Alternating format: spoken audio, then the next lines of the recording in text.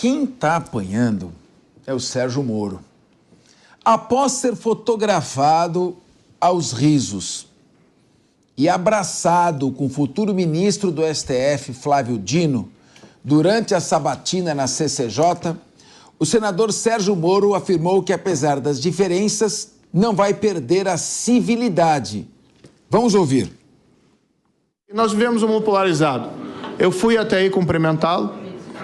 Acho que é um dever de cordialidade e civilidade. Vossa Excelência me perguntou algo, eu achei graça e dei uma risada. Tiraram várias fotos, já está viralizando, né? Como se isso representasse a minha posição. Eu sempre deixei muito claro, né, que eu tenho diferenças com o atual governo, e Vossa Excelência faz parte do atual governo. Tenho diferenças profundas e tenho sido um crítico, inclusive da gestão de Vossa Excelência, mas não perderei a civilidade. E acho que esse país precisa disso, para que nós possamos diminuir a polarização. Mas veja que um gesto simples de ir até Vossa Excelência para cumprimentá-lo, como fiz com o procurador Gonê, já, de repente, vira uma celeuma nas redes sociais, como se isso fosse determinante aqui do meu voto. É, o Tribunal das Redes Sociais. Depois, Sérgio Moro teve uma conversa de WhatsApp. Ah, mas que descuido, não, Sérgio? Flagrada por um fotógrafo do jornal Estadão. Na mensagem, Moro foi alertado por um aliado chamado Mestrão, ou Trapalhão, a não expor o seu voto.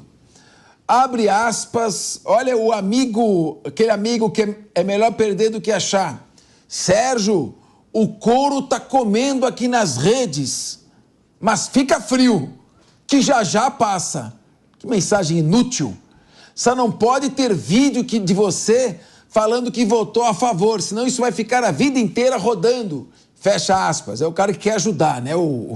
E Moro, então, responde, beleza, vou manter meu voto secreto.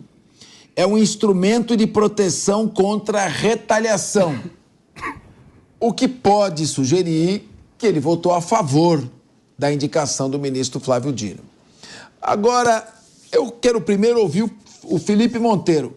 Monteiro, o Moro tem que apanhar tanto assim, a gente tem que entender a situação que ele se encontra.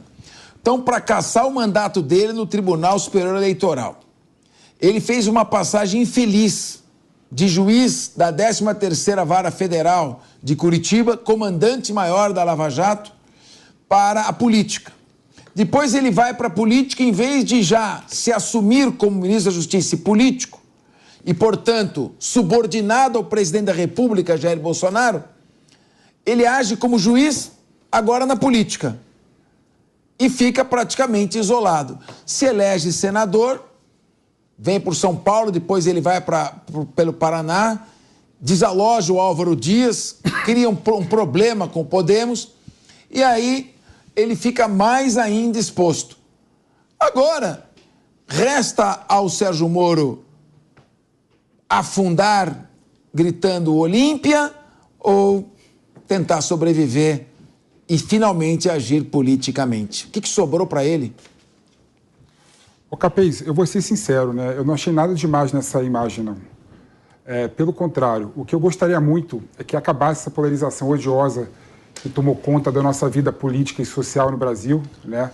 Achando que duas pessoas que pensam diferente têm que se odiar, têm que brigar, têm que se matar, né? Não tem espaço, por exemplo, para a cordialidade, não tem espaço, por exemplo, para a urbanidade. Então, quando eu vi essa imagem do Moro, eu vi em dois sentidos. Poxa, que legal, né? Uma pessoa, membro do governo, Lula, né? E o Sérgio Moro, no momento de descontração, conversando, batendo papo, dando risadas. E tem que ser assim. A vida política saudável, Capês, tem que ser exatamente dessa forma, né? Eu discordo de quase tudo que o meu amigo Daniel José fala, mas a gente é amigo, a gente vai tomar uma cerveja junto, se bem que ele não bebe cerveja, né? Toma um vinho junto, não é? Se bem que ele fez e eu, né? Aquela espelunca lá, né? Não, mas tudo bem. Mas sim, a gente se dá bem. Falou comunista de Harvard. O que eu desejo de verdade, do fundo do meu coração, é que tenha mais cenas desse jeito. Esse é o primeiro ponto. O segundo aspecto, não é que não dá para a gente fazer essa análise de uma forma pueril, adolescente, sem analisar todo o contexto. Eu não vou voltar ao Moro juiz, que eu discordo dele em vários aspectos da Lava Jato, o Moro ministro da Justiça, o Moro que saiu do governo Bolsonaro achando para tudo quanto é lado, mas vou analisar o fato em si. O fato é que o Moro está quase perdendo o seu mandato de senador da República, não é? Provavelmente ele vai perder o mandato no Tribunal Superior Eleitoral. Cabe recurso ao STF. O STF, a gente sabe, por exemplo, que há uma tendência do Fux, por exemplo, que é lavajatista, a votar favorável ao Moro. Tem 2 ministros indicados pelo Bolsonaro, né? O Barroso e o Fachin podem votar com ele também. Claro. O André pode votar. Ou seja, é natural, é legítimo o Moro, por meio da política, tentar salvar o seu mandato. Então eu vejo algo natural. Agora, Capês, só para terminar, eu queria só falar um pouquinho sobre o Dino, né? A nomeação do Dino. Né? O nosso requisito constitucional são só 2. Notório saber jurídico e reputação ilibada, e tem que ter aprovação do Senado Federal. Não pode ser governador, não pode ser político. Pelo contrário, a gente teve vários ministros do Suprema Corte do Brasil, políticos que deram certo, né? Nelson Jobim, Paulo Brossard, né, por exemplo. Não é? Na Suprema Corte Americana, que é o modelo, a gente teve a Sandra O'Connor, que foi senadora, a gente teve o Earl Warren, que foi governador da Califórnia e ajudou a implementar as políticas contra a segregação racial. Ou seja, se a gente quiser discutir uma forma melhor do presidente indicar o ministro do Supremo Tribunal Federal, um ponto que eu sou favorável é ter a cláusula supramajoritária do direito alemão. Ou seja, o Senado só tem que aprovar o indicado pelo presidente, desde que tenha 2/3. Quando você tem uma supramaioria assim, o que acontece no final é que o presidente, ao indicar um candidato para assumir o Ministério do Supremo Tribunal Federal, ele indica alguém que fuja das discussões ideológicas e partidárias. Muito bem. Olha, eu sinceramente não vejo nenhum problema em caminhar até o local em que se encontra o candidato a ministro do Supremo Tribunal Federal, Flávio Dino, cumprimentar, ser civilizado. Aqui no Linha de Frente, nós não ofendemos ninguém, tratamos todos com muito respeito e colocamos as nossas posições.